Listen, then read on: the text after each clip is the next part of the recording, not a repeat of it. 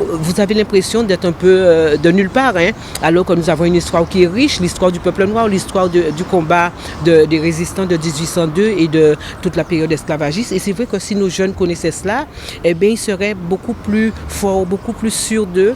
Une reconnaissance de son histoire pour être plus fort. Cette année, ce devoir de mémoire est autour de Martha Rose, dite Toto, la compagne méconnue de Louis Delgrès. Nous allons rendre hommage à une grande femme, ce qu'on appelle en créole un maître fédam, qui est Martha Rose, dite Toto, qui a été la compagne de Delgrès et qui s'est battue également en 1802 par rapport au rétablissement de l'esclavage prôné par Napoléon. Donc nous allons lui rendre hommage parce que c'est vrai qu'elle n'est pas très connue. On connaît beaucoup Solitude, on connaît beaucoup moins Martha Rose, dite Toto. Alors c'est vrai aussi également qu'il n'y a pas beaucoup d'éléments sur elle. Et au niveau de l'histoire, c'est peut-être l'occasion de faire un appel aux jeunes historiens pour qu'ils se penchent sur cette femme.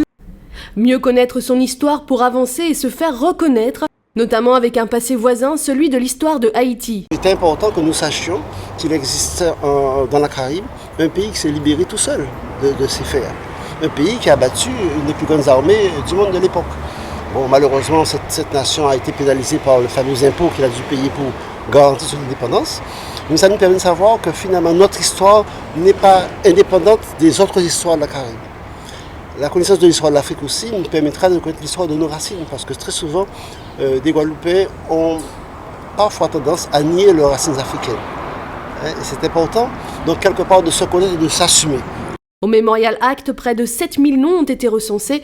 En un clic, une remontée dans nos origines, si loin si proche, de l'autre côté de l'Atlantique.